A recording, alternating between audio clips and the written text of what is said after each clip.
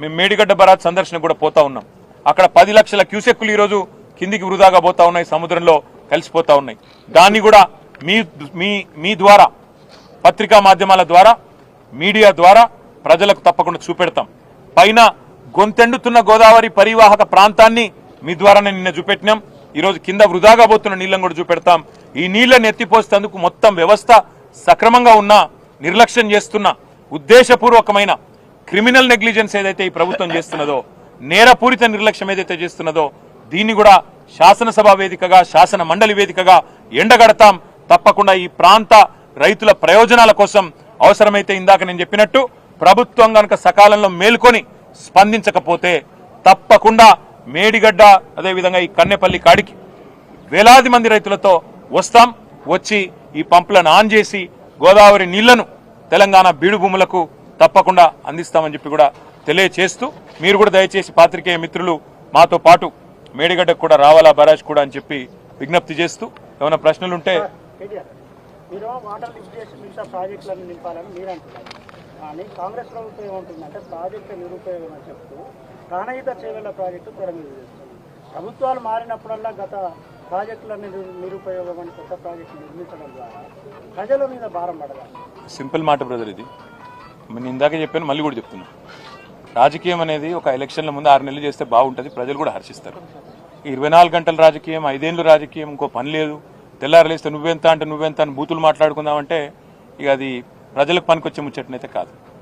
ప్రపంచంలో అతిపెద్ద lift irrigation project అని నేను చెప్పడం కాదు, డిస్కవరీ ఛానల్ కూడా డిస్కవరీలో వేసి ఇగో ఇది లిఫ్టింగ్ ఎ రివర్ అంటే ఒక నదినే కేసీఆర్ గారు 80 మీటర్ల నీటి మట్టం నుంచి 618 మీటర్లు ఎత్తిపోసిండు మల్టీ స్టేజ్ ద్వారా. ఇది అద్భుతమైన ప్రాజెక్టు, ప్రపంచంలోనే అతిపెద్ద లిఫ్ట్ ఇరిగేషన్ అని డిస్కవరీ లాంటి సంస్థలు చెప్తా ఉన్నాయి. అమెరికాలో ఉండే America society for civil engineers మమ్మల్ని పిలిచి మరీ ఇంత అద్భుతమైన ప్రాజెక్టు వాళ్ళు సందర్శనకు వచ్చి చూసి అక్కడ పిలిచి మరీ అవార్డులు ఇచ్చినారు. ఒక 100 భాగాలు 100 కంపోనెంట్లు ఉండే ప్రాజెక్టులో ఒక చిన్న సమస్య మేడిగడ్డలో జరిగితే, పిల్లర్ నెంబర్ 21 బ్లాక్ 7లో చిన్న సమస్య జరిగితే ఇవాళ మేడిగడ్డ కొట్టుకపోయింది, మేడి పండు అయిందని వీళ్ళు చేసిన ప్రచారం అంతా పటాపంచలైందని ఇవాళ ప్రజలే మాట్లాడుతున్నారు. సోషల్ మీడియాలో ప్రజలే ఇవాళ స్పష్టంగా చెప్తా ఉన్నారు. ఇవాళ ఇక్కడ వచ్చిన తర్వాత లక్ష్మీ పంప్ హౌస్లో మేము ఎస్సీ గారు, ఈ గారు, వాళ్ళ అధికారుల బృందం, డిఈలు, ఏఈలు వాళ్ళందరితో అన్ని విషయాలు తెలుసుకున్నాం. మేము ఇంజనీర్లం కాదు, వాళ్ళకి తెలుసు కదా. అడిగినాం, ప్రాజెక్టు అంతా సవ్యంగా ఉందా? ఉంది సార్ అన్నారు. నీళ్లు లిఫ్ట్ చేయవచ్చా? చేయవచ్చు.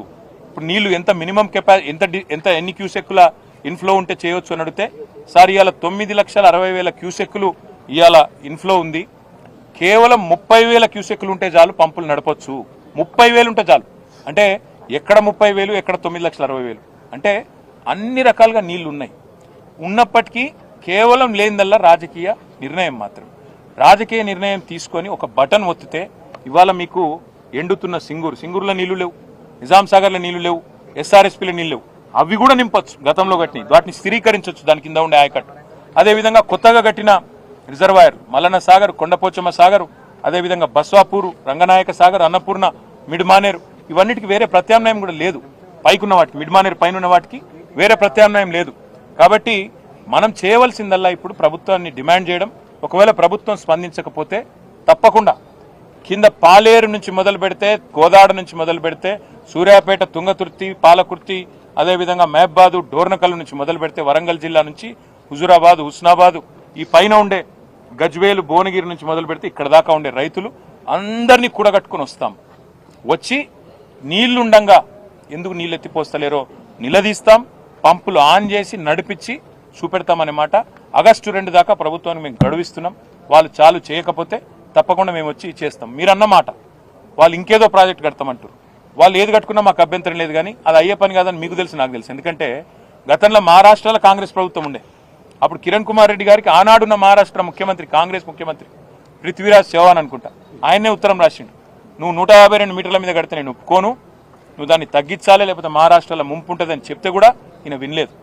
గతంలో ఉమ్మడి ఆంధ్రప్రదేశ్లో మనకెన్నడూ గోదావరిలో ఎందుకు న్యాయం జరగలేదంటే, ప్రతి సందర్భంలో ప్రాజెక్టు అనేది పెట్టంగానే ప్రపోజలు అంతర్రాష్ట్ర వివాదం అని చెప్పి దాన్ని ఆపేసేది.